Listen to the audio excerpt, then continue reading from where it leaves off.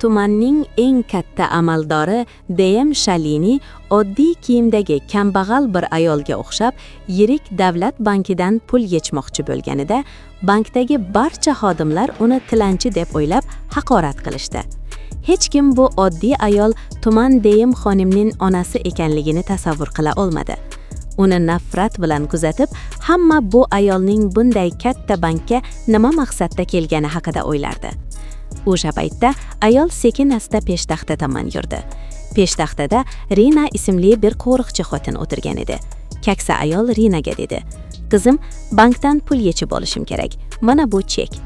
Rina chekka hatto qaramay ayolga gapira boshladi. "Bankka kelishga qanday jur'ating bor?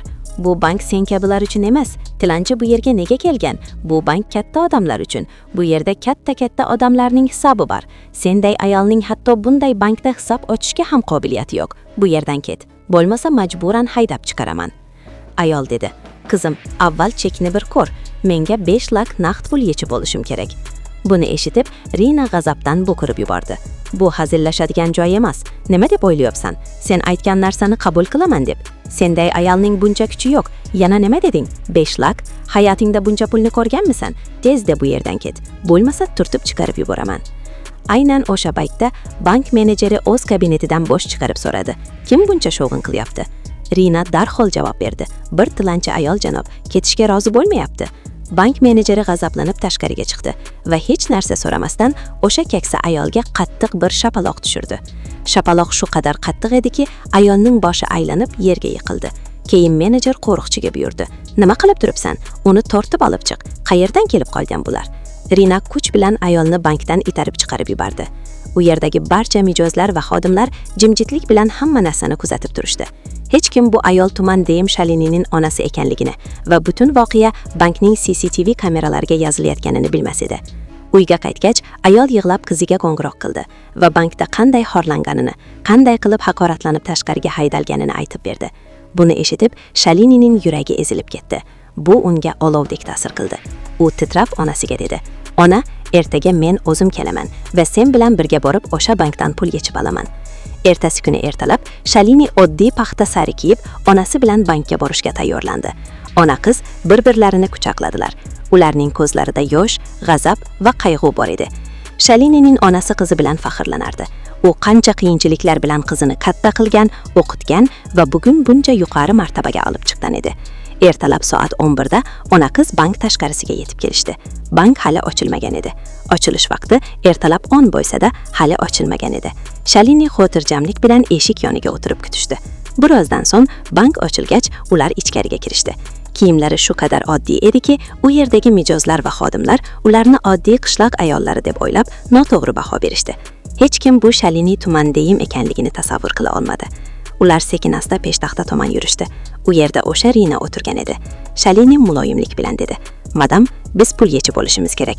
Onamning dori-darmonlarini olish kerak va boshqa zaruriy ishlarimiz bor. Mana bu chekni ko'ring." Rina ikki ayolni boshdan oyoq yaxshilab ko'zdan kechirdi. Sari kiygan keksa bir ayol va oddiy kiyimdagi bir yosh qiz. Hech qanday tarzda ular ofitserga o'xshamasdi. U istehzo bilan dedi: "Ehtimol siz noto'g'ri bankka kelgansiz. Bu filial yuqori darajali mijozlar bilan ishlaydi." Shalini kulib javob berdi: "Bir marta chekni ko'ring, madam. Agar bo'lmasa ketamiz." Rina istar-istamas konvertni oldi va dedi: "Biroz vaqt ketadi. Kutish stuliga o'tiring." Shalini onasining qo'lidan ushlab, bir burchakdagi bo'sh stulga borib o'tirdi. U onasiga suv berdi va o'zi ham xotirjam o'tirdi. Bankdagi odamlar ularga qarab turishdi. Bu yerga odatda boylar, tadbirkorlar, ofitserlar va nufuzli odamlar kelardi. Yam-yashil mashinalar va qimmatbaho kiyimlar. Shuning uchun oddiy kiyimda o'tirgan ona qizni hamma g'alati deb hisoblardi. Atrofda pichirlash boshlandi. Qayerdan kelib qolgan bu qishloq ayollari? Balki pensiya olish uchun kelgandir. Ularning bu yerda hisobi bo'lishi mumkin emas.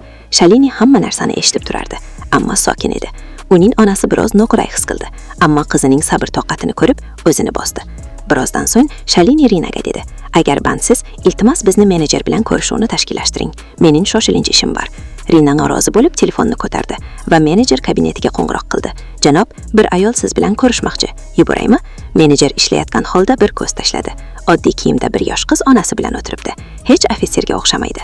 U sovuq ovozda dedi: "Menda arzimagan odamlar uchun vaqt yo'q. Ayting o'tirsin." Rina dedi. Kutish stuliga o'tiring. Janob ozgina vaqtdan so'ng bo'sh bo'ladi. Shalini hech narsa demadi. Faqat onasining qo'lidan ushlab sokin o'tiraverdi. Bir ofitserning martabasi va bir qizning sabr-toqati. Shalini hali ham to'liq xotirjam va vazminavi, ammo onasining bezovtaligi va odamlarning pichirlashini ko'rib, onasining qo'lini mahkam ushlab dedi. Ona ularga hech narsa qilishmaydiganga o'xshaydi. Endi men o'zim nimadir qilishim kerak. U sekin o'rnidan turdi. Sarining etagini yig'ishtirib, to'g'ri menejer kabineti tomon yurdi.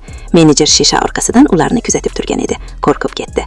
Tezda tashqariga chiqib, Shalinining yo'lini to'sib dedi. "Ha, nima ishim bor?" Shalini konvertni uzatib dedi. "Menga pul yechib olishim kerak. Onamning dori-darmonlarini olishim kerak. Yana boshqa ishlarim bor. Mana bu chekni ko'ring." Menejer konvertni olmay, shafqatsiz ohangda dedi. "Hisobda pul bo'lmasa, tranzaksiya qanday bo'ladi? Senga qarab hisobingda pul bordek tuyulmaydi. Katta orzular bilan pul yechgani kelgansan." Shalini yana xotirjam ovozda dedi. "Agar bir marta chekni ko'rsangiz yaxshi bo'lardi. Bunday taxmin qilish to'g'ri emas." Menejer endi ochiqchasiga kulib yubordi.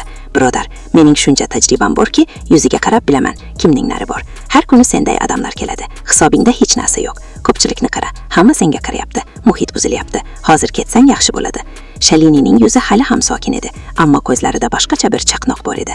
Sokinlik o'rnini qattiqqo'llik egallagan edi. U hech narsa demadi, faqat konvertni stol ustiga qo'ydi va mayin ovozda dedi. "Yaxshi, ketyapman, ammo bir iltimosim bor. Bu konvert ichidagi ma'lumotni albatta o'qib ko'ring, balki sizga foydasi tegishi mumkin." Shu deb, u onasining qo'lidan ushlab, yuzini o'girib eshik tomon yurdi. Ammo eshik oldiga yetib to'xtadi va qat'iy nigoh bilan dedi. "Bolam, bu muomalaning oqibatini sen o'zing tortishing kerak. Vaqt hamma narsani ko'rsatadi." Butun bank bir necha lahza qotib qoldi. Hech qanday shovg'in, hech qanday g'azab yo'q edi. Faqat hurmatga to'la bir ogohlantirish har qanday bo'rindan kam emas edi. Menejer bir lahza qotib qoldi. Keyin shoshilib dedi. "Qaraganda odam har xil gapni qo'yadi. Qo'yavering." Va yana o'z kursisiga o'tirdi. Uning oldida o'sha konvert hali ham stol ustiga yotardi. O'qilmagan, e'tiborsiz qoldirilgan. U bilmas edi, bu konvert ichida uning dunyosini ostin-ustin qiladigan haqiqat yashiringan edi. Ertasi kuni bankda avvalgidek tartib boshlandi. Klerk o'z ishida, kassir o'z hisobida, menejer esa o'zining eski takabburligida. Ammo bu safar bir farq bor edi.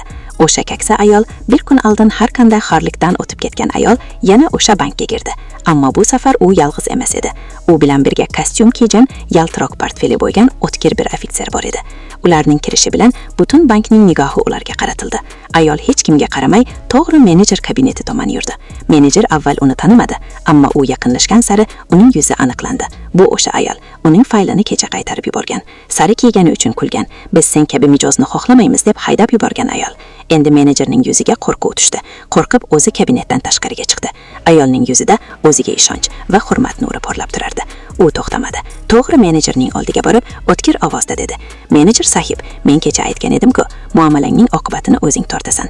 Sen nafaqat meni, balki menday minglab oddiy fuqarolarni xor qilding. Endi jazo vaqti keldi." Menejer duduqlanib, "Sen kimsan? Menga o'rgatasanmi? Bu sening uying emas, bu bank va sen bu yerda menga nima qila olasan?" Ayol uning gapini bo'lib kulib yubordi. Keyin o'zi bilan kelgan ofitserga ishora qilib dedi.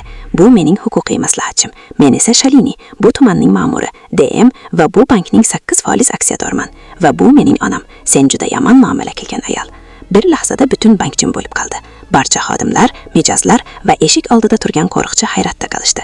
Menejerning rangi oqarib ketdi. U hech narsa deya olmasdan oldin Shalini yana dedi. "Sen bank menejeri lavozimidan darhol chetlatilasan. Endi sening vazifang har kuni oddiy odamlar bilan muloqot qilib hisobot tuzadigan joyda bo'ladi." Shalini portfelini ochib, ikkita hujjat chiqarib stolga qo'ydi. Birinchisi menejerning boshqa joyga ko'chirilishi haqidagi buyruq, ikkinchisi esa tushuntirish xati. Unda uning xatti-harakati bank siyosatiga zid ekanligi isbotlanganligi yozilgan edi. Endi menejer terga botib ketdi. Qaltirab ovozda dedi. "Madam, xato qildim. Uyalaman. Kechagi voqea uchun chin qalbimdan kechirim so'rayman."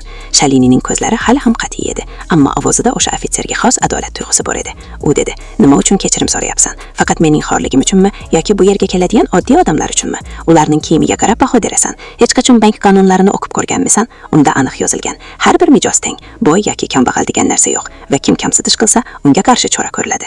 Bir lahza to'xtab, qattiq ovozda qo'shib qo'ydi. "Xohlasam bugun ham seni lavozimdan chetlatishim mumkin edi, ammo men senga o'zini tuzatish imkoniyatini beraman. Agar yana shunday takrorlansa, nafaqat isming, balki mavjudliging ham o'chiriladi." Keyin u bank qo'riqchisi Rinani chaqirdi. Rina qo'rqib oldinga keldi. Uning ko'zlarida yosh, qaltirab qo'llari bilan dedi: "Madam, meni kechiring. Katta xato qildim. Boshqa hech qachon bunday qilmayman." Shalini unga qarab dedi: "Kiyimga qarab hech kimni kamsitma. Bugun olgan saboqni butun umr yodda tut. Bankning barcha xodimlari boshlarini egib turishgan edi. Ularga qarab Shalini dedi: "Yo'l bilan emas, tafakkur bilan odam katta bo'ladi. Insoniylikni tushungan odam haqiqiy ofitserdir." Shu so'zlarni aytib, Shalini onasining qo'lidan chiqib ketdi. Videoni to'liq ko'rgan bo'lsangiz, kommentariyada complete deb yozing. Shunda biz qancha odam oxirigacha ko'rganini tushunamiz va qayerdan tomosha qilayotganingizni va video sizga qanday yoqqanini ham aytishni unutmang. Bizga hikoyalarimiz qayerlarga yetib borayotganini bilish juda yoqadi. Bugun shu bilan xayrlashamiz. Keyingi videoda ko'rishguncha, oxirigacha biz bilan bo'lganingiz uchun sizga cheksiz rahmat. Tumanning eng katta amaldori DM Shalini oddiy kiyimdagi kambag'al bir ayolga o'xshab yirik davlat bankidan pul yechmoqchi bo'lganida, bankdagi barcha xodimlar uni tilanchi deb o'ylab haqorat qilishdi. Hech kim bu oddiy ayol tuman DM xonimning onasi ekanligini tasavvur qila olmadi. Uni nafrat bilan kuzatib, hamma bu ayolning bunday katta bankka nima maqsadda kelgani haqida o'ylardi. O'sha paytda